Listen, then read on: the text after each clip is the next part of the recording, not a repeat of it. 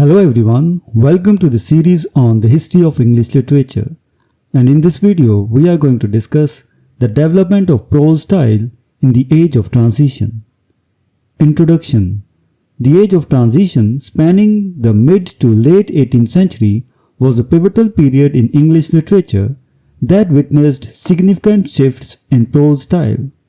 This era bridged the gap between the neoclassical emphasis on formality and precision and the emerging romantic focus on emotion and individual expression.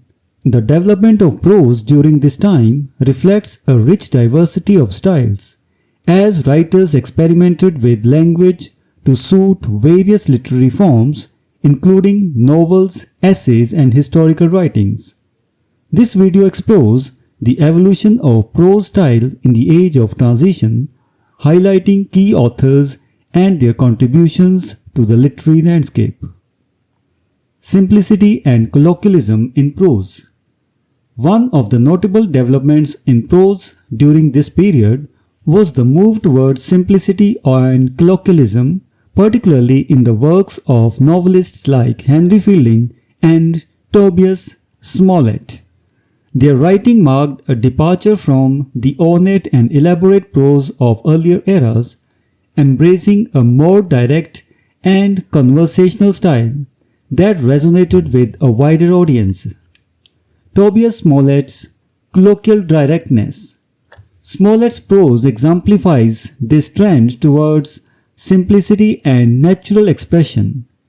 In his novel, The Adventures of Roderick Random, Smollett employs straightforward language and dialogue that closely mirrors everyday speech.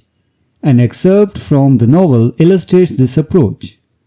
After we had been all entered upon the ship's books, I inquired of one of my shipmates where the surgeon was, that I might have my wounds dressed, and had actually got as far as the middle deck, for our ship carried 80 guns, in my way to the cockpit, when I was met by the same midshipman who had used me so barbarously in the tender.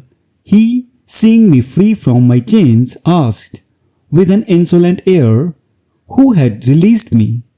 To this question I foolishly answered with a countenance that too plainly declared the state of my thoughts, whoever did it, I am persuaded, did not consult you in the affair.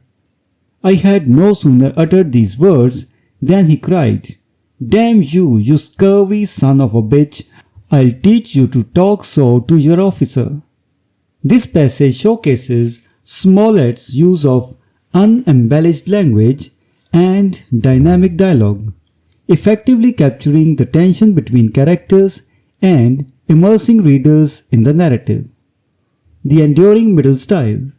While some writers embraced simplicity, others continued to cultivate the middle style of prose, a balanced approach characterized by clarity, elegance, and versatility. This style, exemplified by Joseph Addison in the early 18th century, remained influential and was well suited to a variety of literary forms. Oliver Goldsmith's graceful prose. Oliver Goldsmith is renowned for his mastery of the middle style. His prose is marked by graceful sentence structures, precise vocabulary, and an emphasis on clarity. In his work, The Bee, Goldsmith demonstrates his skillful command of language.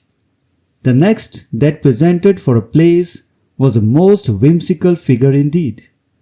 He was hung round with papers of his own composing, not unlike those who sing ballads in the streets and come dancing up to the door with all the confidence of instant admittance. The volubility of his motion and address prevented my being able to read more of his cargo than the word inspector, which was written in great letters at the top of some of the papers. Goldsmith's prose is accessible yet sophisticated, balancing simplicity with artistic expression. His style contributed to the popularity of essays and miscellaneous prose during the Age of Transition. ornate prose and intellectual depth. Contrasting with the simplicity and the middle style, some writers of the period embraced a more ornate and elaborate prose style.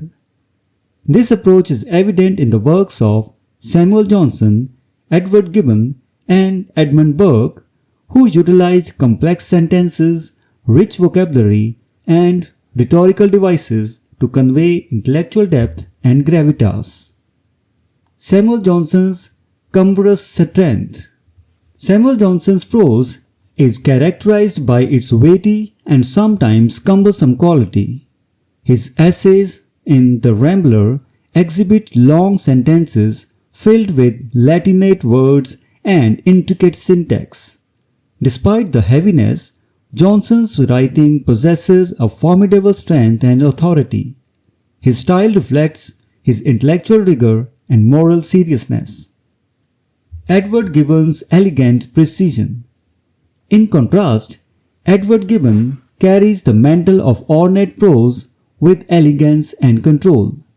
His monumental work, The History of the Decline and Fall of the Roman Empire, is celebrated for its polished and harmonious prose.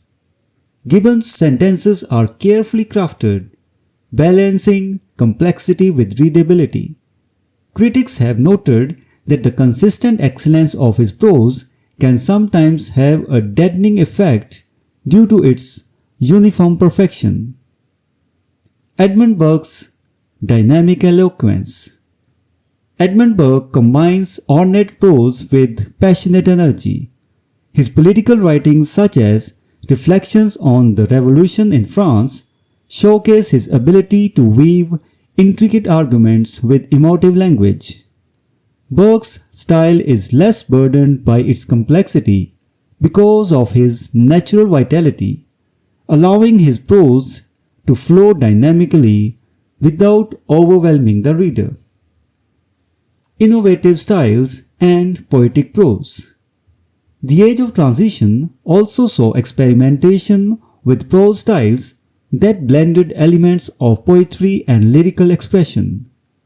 James Macpherson's controversial Ossian poems are a notable example of this innovation. Macpherson's poetic prose in Ossian. Macpherson claimed to have translated ancient Gaelic poems attributed to a bard named Ossian. While the authenticity of these works was disputed, their stylistic impact was significant. The prose in Ossian is highly rhythmic and poetic, employing repetition, parallelism, and evocative imagery. Her voice came over the sea. Arundel, my son, descended from the hill, rough in the spoils of the chase. His arrows rattled by his side, his bow was in his hand. 5 dark grey dogs attend his steps. He saw fierce earth on the shore, he seized and bound him to an oak. The sentences have a musical quality resembling lines of irregular verse.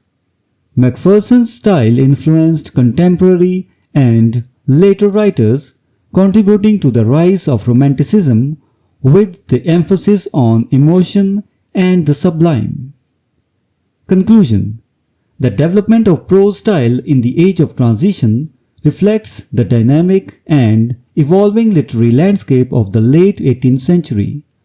From the colloquial directness of novelists like Smollett to the graceful middle style of Goldsmith and the ornate prose of Johnson, Gibbon, and Burke, writers explored a range of expressive possibilities. Innovations such as Macpherson's poetic prose further enriched the period's stylistic diversity. These varied approaches to prose not only mirror the shifting cultural and intellectual currents of the time, but also set the stage for future literary movements. The Age of Transition, with its blend of tradition and experimentation, paved the way for the Romantic era's embrace of individual expression, emotion, and imagination. The prose of this period remains a testament to the richness of English literary heritage and continues to inspire readers and writers alike. So this was the discussion on the development of prose style in the age of transition. We will meet in the next video and discuss some other topic. Until then, goodbye and thank you.